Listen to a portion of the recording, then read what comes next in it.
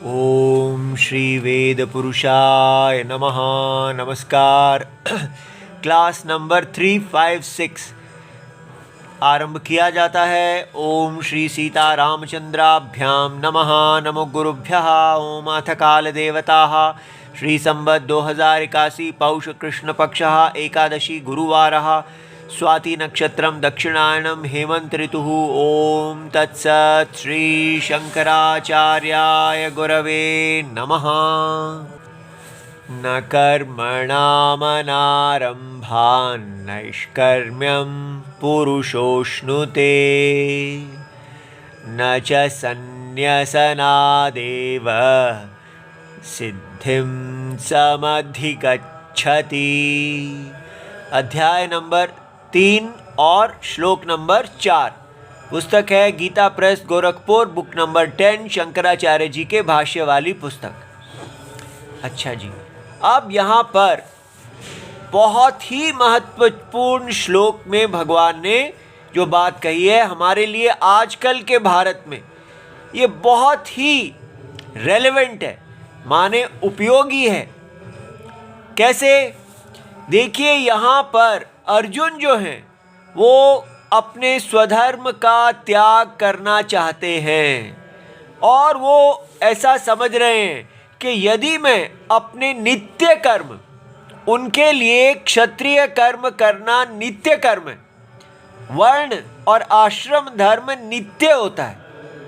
अर्थात व्यक्ति अगर ब्राह्मण पिता के यहाँ जन्म लिया है तो उनको ब्राह्मण वेद रक्षा करना ही है और सदा करना है।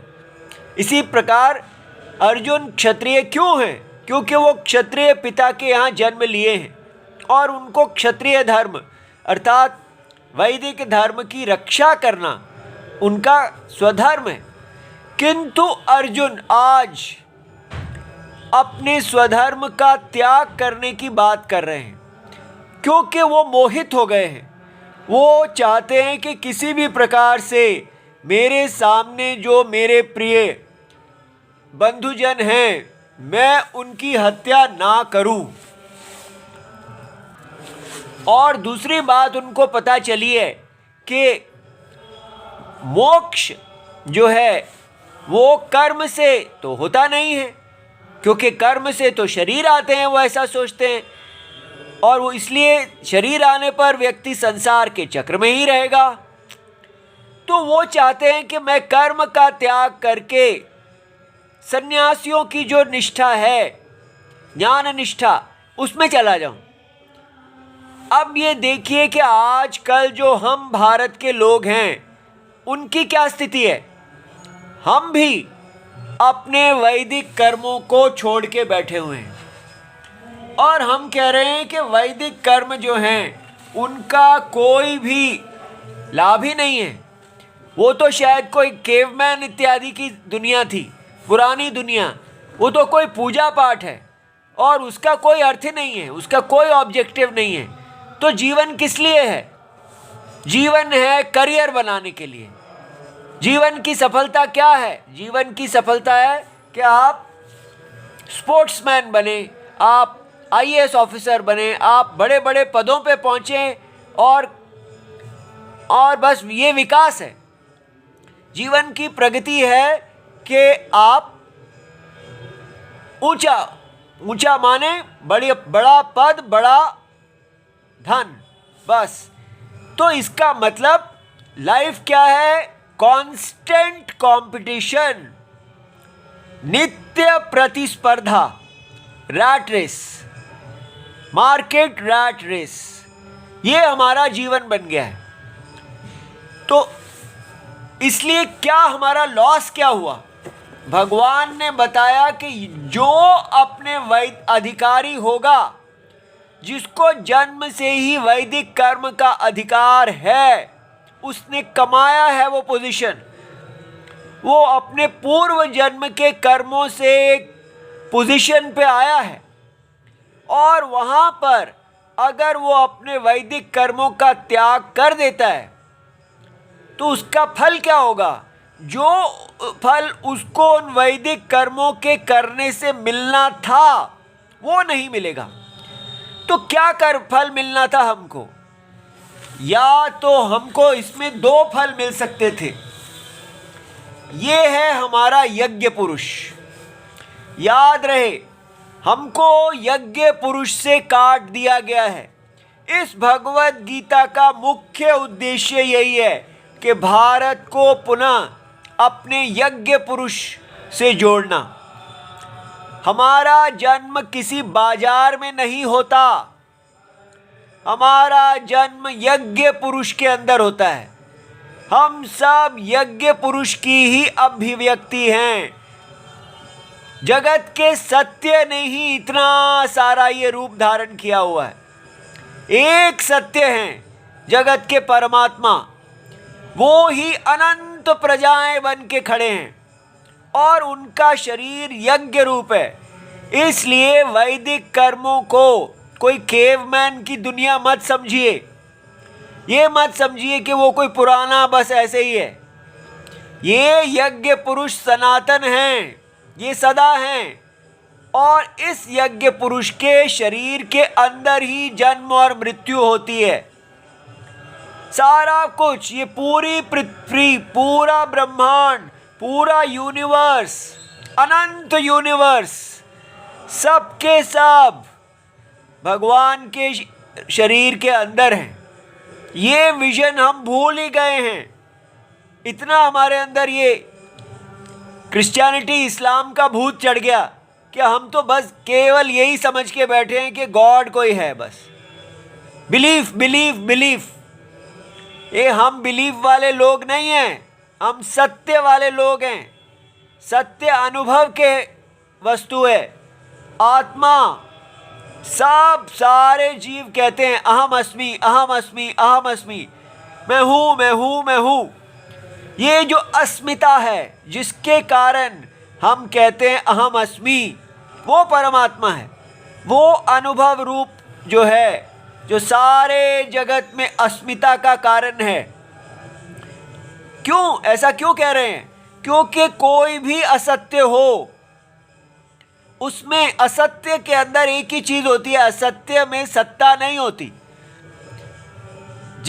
लेकिन अविचार दशा में असत्य प्रतीति में भी सत्ता दिखती है। ध्यान से देखिए, जो रस्सी को हम सांप समझते हैं तो वो सांप तो असत्य सांप है, वो तो है ही नहीं। फिर भी अविचार दशा में वो सांप के अंदर सत्ता लगती है। हमें लगता है सर्पहा अस्ति अस्ति, तब विचार करके हम कहते हैं कि ये अस्तिता सर्प की नहीं है, ये तो उसके नीचे जो सत्य है, जिसके बारे में अज्ञान है, ये उसकी सत्यता है। ये सत्ता, अस्तिता उसकी है।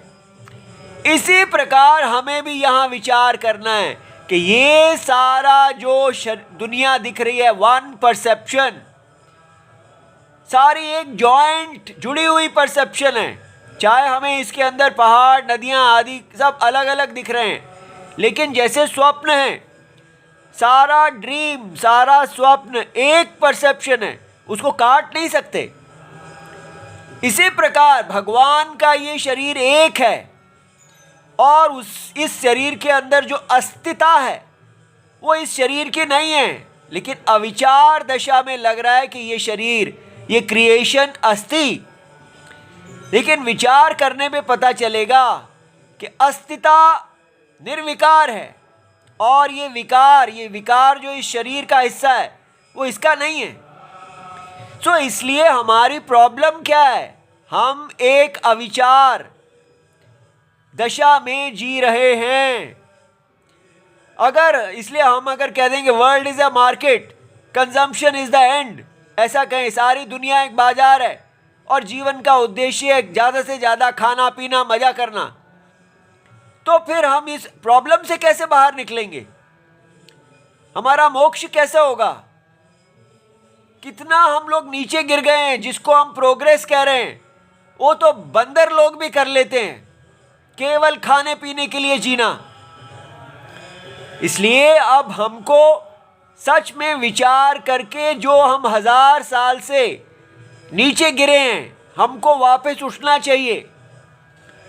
तो क्या समझना है कि कर्म, वैदिक कर्म अगर हम त्याग करेंगे तो हमारा क्या लॉस होगा? तो भगवान कह रहे हैं अगर न कर्मणाम अनारंभात, जो व्यक्ति वैदिक कर्मों को आरंभ नहीं करेगा वो क्या करेगा?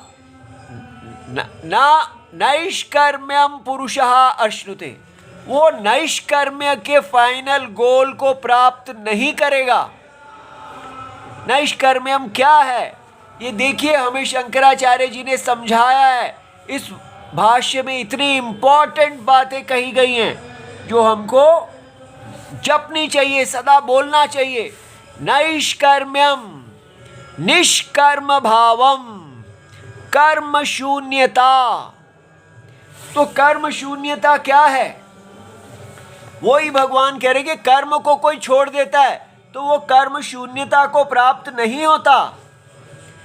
इस यज्ञ शरीर के अंदर जब हम जन्म लेते हैं तो हम इस प्रकार एक पोजीशन प्राप्त करते हैं। अनंत पोजीशंस हैं इसके अंदर। अपने कर्म से हम एक पोजीशन को प्राप्त करते हैं हर शरीर में। बिल्कुल जैसा समष्टि शरीर है वैसा व्यष्टि। समष्टि माने होल, व्यष्टि माने पार्ट।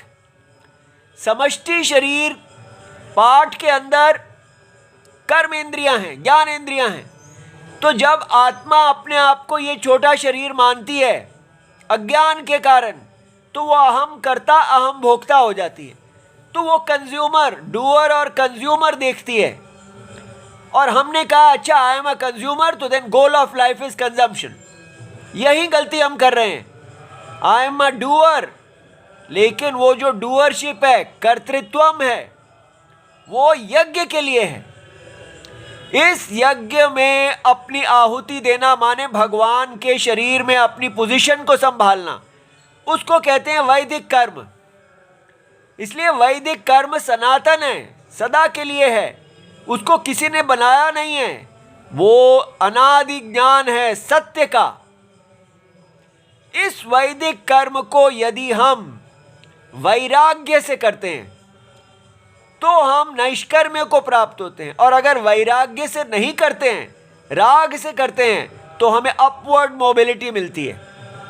हम क्षूद्र से ब्राह्मण की तरफ जाते हैं या देवता की तरफ जाते हैं। सूक्ष्म शरीर ये स्थूल है, फिर हम स्थूल शरीर में चले जाते हैं। ठीक है, इसलिए इसी के अंदर, और वो जब पुण्य समाप्त हो जाता है तो वापस हम फिर से जो हमारे जो संचित कर्म है उनके अनुसार फिर से शरीर आ जाता है।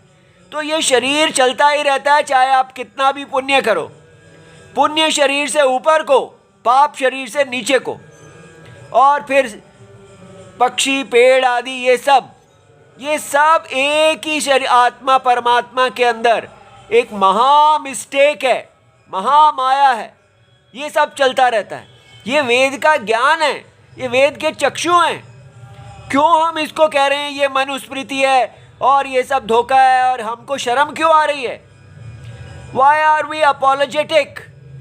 हमको क्यों लज्जा आ रही है मनुस्मृति के प्रति? मनुस्मृति वेद के अर्थ को बता रही हैं। और अगर वो कह रही हैं कि जन्म से सबका अपना अपना एक धर्म कमाया जाता है, जो यथा कर्म तथा फलम, तो इसमें प्रॉब्लम क्या है?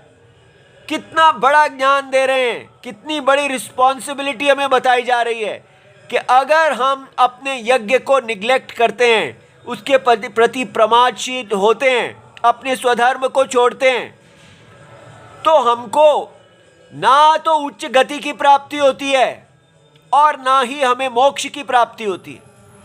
अब हम ना उच्च गति की परवाह कर रहे हैं, ना हम मोक्ष की परवाह कर रहे हैं। हम तो विकास देश बन गए, बस जीडीपी जीडीपी जीडीपी, और हमें कोई पता ही नहीं है।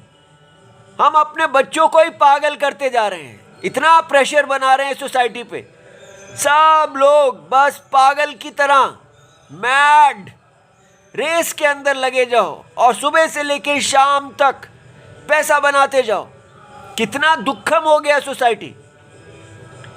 इसलिए इसको करेक्ट करना है, देखना है कि ये दुखम अज्ञान के कारण है। तो हमको ये समझना चाहिए कि जीवन लाइफ का अगर हमें कहा जाए what is the goal of education, विद्या का लक्ष्य क्या है। हमारी एजुकेशन जो ब्रिटिशर्स ने खराब की, लेकिन हम उसको ठीक ही नहीं कर पाए। ब्रिटिशर्स को भेज के हमने वही सिस्टम रख लिया जो वो चल रहा था।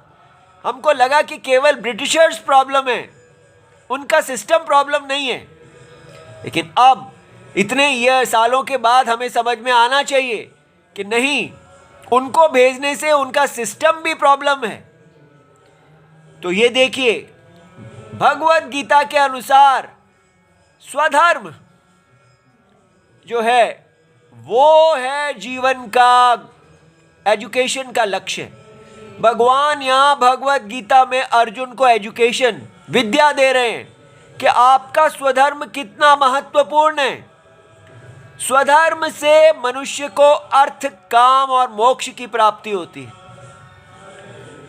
अर्थ काम माने जो भी आपको कमाना है वो कमाई आपकी स्वधर्म से आनी चाहिए, पर धर्म से नहीं आनी चाहिए। ब्राह्मण अपनी वेद रक्षा करें और उसको करते करते जो उनको मिल जाए उसमें संतोष करें, उसी से वो अपने जो स्वधर्म करते करते काम हो जाए, मन को तुष्टि मिल जाए, उसमें संतोष करें। अर्थ और काम को बढ़ाना नहीं है, स्वधर्म में से जो अर्थ और काम मिलेगा उसी में संतोष करो। ये है हमारा स्टेबल, शांत, नॉन कॉम्पिटिटिव सोसाइटी, सदा स्वधर्म परायण सोसाइटी। आजकल हम अर्थ काम परायण सोसाइटी बन गए हैं। अर्थ काम मिलना चाहिए बाजार से। सारे रावण अर्थ काम हैं। इसलिए अपने आप को पुनः स्वधर्म, ये भगवत गीता अर्जुन को कह रहे हैं। इसको समझें, केवल इंटेलेक्चुअल प्लेजर के लिए ना पढ़ें। जो मिस्टेक अर्जुन कर रहे हैं वही मिस्टेक हम भी कर रहे हैं। अर्जुन चाह रहे हैं मैं स्वधर्म छोड़ दूं, तो भगवान उनको बता रहे हैं अगर आपने स्वधर्म छोड़ दिया तो आपको मोक्ष नहीं मिलेगा। मोक्ष क्या है? नैष्कर्म्यम। ठीक है, तो नैष्कर्म्यम क्या है भगवान ने यहां बताया है। देखिए, कर्म शून्यता। कर्म शून्यता हमें क्यों चाहिए? क्यों आप हमारे को कर्म से दूर करना चाहते हैं?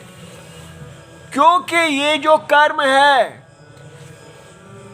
अहम कर्ता जो हम अपने आप को देखते हैं, ये कर्म ही हम करते रहेंगे तो कर्म से फल आता जाता है। तो हमको कहा जाता है कि आप अपना जो संकल्प है, प्लेज, उसको छोड़ दीजिए। आप केवल इस आराधना कीजिए, यज्ञ पुरुष की आराधना। अपना स्वधर्म करो, लेकिन केवल यज्ञ पुरुषाय नमः, यज्ञ पुरुषाय नमः, विष्णवे नमः। नारायण, भगवान नारायण को अर्पण करो। बस क्यों करना है? क्योंकि हम नारायण से प्यार करते हैं। ईश्वर तुष्ट्यर्थम करिष्ये, कोई और मेरा ऑब्जेक्टिव नहीं है। इतनी सुंदर चीजें हम छोड़ के बैठे हैं। हमें लज्जा आ रही है, शर्म आ रही है, लोगों के सामने हमें करना पड़ रहा है अरे वर्णाश्रम वर्णाश्रम। अरे वर्णाश्रम तो सबसे अच्छा है। आप देखिए, अगर पिता जो करते हैं और पिता के स्वधर्म को पुत्र का दिया, पिता अपने दीपक अग्नि को पुत्र को दे देते हैं और पुत्र ले लेता है। कोई उसकी राग द्वेष नहीं। वो कहता है, पिताजी कहते हैं बेटा ये काम मेरे पिताजी ने किया और उन्होंने पिताजी ने किया। हम सब अपने स्वधर्म की रक्षा करते आए हैं। आप भी उसी को करेंगे जो हमारे पितरों ने किया है। जिस वेद की रक्षा हुई है उसको आप रक्षा करेंगे। तो कितनी सुंदर बात है ये। इसको कहते हैं धर्म धुरंधर। धर्म की कष्ट से धारण करने वाली धुरा। धुरा क्या होती है? जो बैल के ऊपर एक डंडा लगाया जाता है, जब रथ चढ़ता है तो उसके गर्दन के ऊपर आती है वो भार, जिसके कारण वो रथ को चलाते हैं।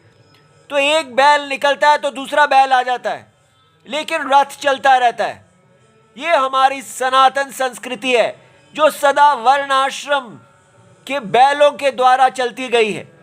सदा पिता और पुत्र का तपस्या, माता जी जो है उसके साथ लगी हुई हैं। इसलिए ये तपस्या को हम क्यों कह रहे हैं कि इसमें दोष है? क्यों कहें कि हम हर व्यक्ति को ब्राह्मण बनने, शूद्र बनने, जो भी वो चाहे करने की इच्छा होनी चाहिए? क्यों इच्छा होनी चाहिए? जो उसने अपने कर्म से कमाया है पोजीशन, वो वहां लगे, यही तो तपस्या है। अपने राइट टू राग द्वेष, ये क्या राइट है कि मेरे को अपनी स्वेच्छा पर स्वेच्छाचार, मेरी एम्बिशन में राइट होना चाहिए? ये तो राइट टू बी रावण है। आपको, आप अपने यज्ञ में जो आएंगे, जो स्थान आप पाते हैं, वहां पर आपको संतोष करना है। जब हमारा सन्यास हुआ तो हमने, जो व्यक्ति नाई जो हमारे मुंडन करते हैं सभी सन्यासियों का, हमने उनको कहा कि आपने इतना अच्छा ये बाल सारे निकाले हैं, आपके हाथ में कितनी कोमलता है, कोई भी दर्द नहीं हुई, कोई कट नहीं लगा। और वो नाई उस समय बोले कि महाराज जी, आप हमको हल्का फुल्का मत समझिए, ये हमारा पैतृक स्वधर्म है, इसलिए हम गर्व से इसको धारण करते हैं। ये हमारा यज्ञ स्थान है। क्यों हमने, अगर कोई इसको अभी नहीं स्वीकार कर रहा, वो करेगा, लेकिन एक एक एक एक जिसको जिसको विद्या आ रही है, समझ में आ रही है, वो अपने यज्ञ में लौटें और इस पिता पुत्र संप्रदाय को पुनः जागृत करें। यज्ञ को नहीं छोड़ना। अपने यज्ञ में आहुति देने से ही हम नैष्कर्म्य की तरफ जाते हैं। नैष्कर्म्य क्या है कि इसका जो आत्मा है वो सदा अकर्ता साक्षी है। नैष्कर्म्यम कर्म शून्यता, सारे कर्म का और भोग का साक्षी नित्य शांत अकर्ता है। ज्ञान योगेन निष्ठाम निष्क्रिय आत्मस्वरूपेन, ये लाइन बार बार बोलना चाहिए। निष्क्रिय आत्मस्वरूपेन एव अवस्थानम, निष्क्रिय आत्मस्वरूपेन अवस्थानम। सुषुप्ति में हम निष्क्रिय होते हैं, कितना आनंद है, शांति है। आनंद आत्मा का रूप है। हम अविद्या अज्ञान में जी रहे हैं, अज्ञान से ज्ञान सत्य स्थिति में आते हैं, लेकिन ये सब हम भूल गए। कैसा बन गया? इसको वापस आना चाहिए। देखिए, परम सत्यम अकर्ता अभोक्ता आनंद रूप है, सर्वसाक्षी, यह अनुभव में है। ये कोई गॉड इत्यादि नहीं है। ये ही अज्ञान में देही और देह रूप से दिख रहे हैं। परमात्मा, अभी आप अपने अंदर चेक कीजिए, आप ही देही हैं, आप ही देह हैं। ऐसा कैसे हो रहा है? देही चेतन है। देही माने जिसकी देह है, और देह माने जो जिसको देही ने धारण किया हुआ है। दोनों अलग स्वरूप के हैं। ये चेतन है, ये जड़ है। ये नोअर है, ये नोन है। Absolutely opposite. ये अविचार है, ये व्यापक है, ये व्याप्य है। व्यापक माने परवेडेड, परवेडर। ये परवेडेड है। ये जल की तरह है, ये लहर की तरह है। इसकी कोई अपनी सत्ता नहीं है, ये हम देख सकते हैं। और इसमें से एक परम सत्य ने अपने दो स्वरूप स्वभाव बनाए, दो प्रकृतियां। इसको कहते हैं नर और इसको कहते हैं नारी। जब तक हम एजुकेशन का पर्पस ये नहीं रखेंगे कि नर और नारी को सीता और राम बनना है, बच्चों को, हर कन्या को, हर नारी को अपने अंदर अपना मूल, हर नारी सीता का एक्सप्रेशन है। हर नर राम का एक्सप्रेशन है, तब कोई कॉन्फ्लिक्ट नहीं होगा। अब हम नर और नारी को लड़ाए जा रहे हैं, उनमें कंपटीशन कराए जा रहे हैं, उनमें हम कंज्यूमरिज्म ठोकते जा रहे हैं, उनको हम इकोनॉमिक कह रहे हैं कि आपको एम्पावरमेंट चाहिए, तेरे को भी AK-47 मिलेगी, तेरे को भी AK-47 मिलेगी, तभी तुम लोग शांति से रह पाओगे। दोनों को AK-47 दो एक दूसरे पे चलाने के लिए। कोई पति पत्नी नहीं बनना चाहता, कोई गृहस्थ में नहीं जाना चाहता, सब एक दूसरे को नोच रहे हैं, एक दूसरे को पे चालाकी कर रहे हैं, एक दूसरे पे केस ठोक रहे हैं। कहाँ सुख रह गया जब आपने सीता और राम को ही लड़ा दिया। स्कूल्स में सारे सीता और राम को एक जैसे कपड़े पहना के, एक जैसी एजुकेशन दे के, एक जैसे बाजार में उतार रहे हैं और कह रहे हैं ये इक्वालिटी, समानता, बड़ी प्रोग्रेस है। सत्यानाश कर रहे हैं हम अपने वर्ण और आश्रम धर्म का। बच्चों को सबको दुखी बना रहे हैं। लड़कियों को लड़कियां बनने ही नहीं देते, लड़कों को लड़का नहीं बनने देते, लड़कों को बताते ही नहीं कि आपका काम है सदा सीता की रक्षा करना। लड़कों के अंदर राम का विकास ही नहीं होता, लड़कियों में सीता नहीं बनती है, तो सारे क्या रह गया, रावण और शूर्पणखा। ये हम क्यों कर रहे हैं? हम देख नहीं सकते क्या? क्यों हमको इतना कम्युनिस्ट लोगों से डर लगता है? क्यों नहीं वो बोलते हैं कि हम लोग सारे के सारे एक्सप्लॉइटर्स हैं सोसाइटी के, वो कुछ भी बोलें, हमें अपने आप देखना है कि सत्य क्या है। सत्य शुड नॉट बी अपॉलोजेटिक। अब हमको जो सत्य में रहने वाले, वैदिक सत्य को जानने वाले हैं, उनको ये हर समय एक निंदा भाव रोक देना चाहिए, छोड़ देना चाहिए और पूरी तरह भगवान नारायण में स्थित होके, भगवान कृष्ण जी के शिष्य बन के अपना रथ जैसे वो बता रहे हैं वैसे करना चाहिए।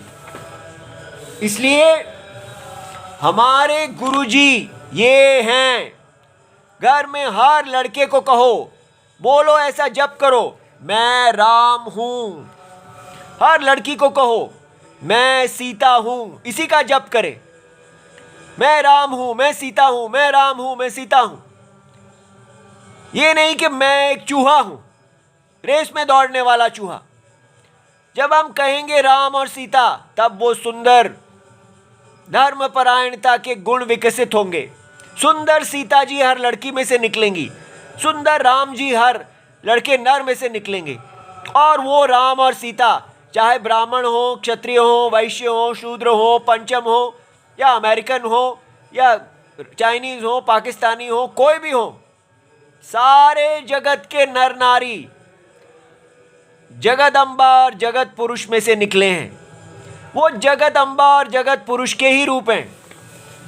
ये बात समझनी, तब आपको समझ में आएगा कि नर और नारी को एक इक्वल नहीं बनाना। नर नारी एक जैसे नहीं है। नारी का स्वभाव देह जैसा है और नर का स्वभाव देही जैसा है। इसलिए नर हमेशा रक्षक होता है, देह का भक्षक नहीं होता। नर देह को धर्म में लगाता है। नर और नारी मिलके यज्ञ करते हैं। नर स्वतंत्र है, नारी परतंत्र है। राम जी आगे चलते हैं, सीता जी पीछे चलती हैं, लेकिन दोनों इकट्ठे मिलके ही यज्ञ करते हैं। राम जी वन में जाते हैं तो सीता जी उनके साथ जाती हैं। राम जी राजा बनते हैं तो वो रानी बनती हैं। वो उनकी यज्ञ संगिनी हैं। जैसे देह, जो देही के कर्म होते हैं, देह हमेशा देह और देही एक यूनिटी है। हमने मैन और वुमन के अंदर ये कॉन्फ्लिक्ट पैदा कर दिया है। इसलिए बहुत मौलिक मिस्टेक्स हो रही हैं हमारे द्वारा, उनको करेक्ट करना चाहिए। हम फिजिक्स केमिस्ट्री पढ़ते जाते हैं, हम में कोई भेद नहीं आता, हम बड़े ही नहीं होते। आजकल के बच्चे बड़े ही नहीं होते, उनमें कोई इमोशनल ग्रोथ नहीं होती।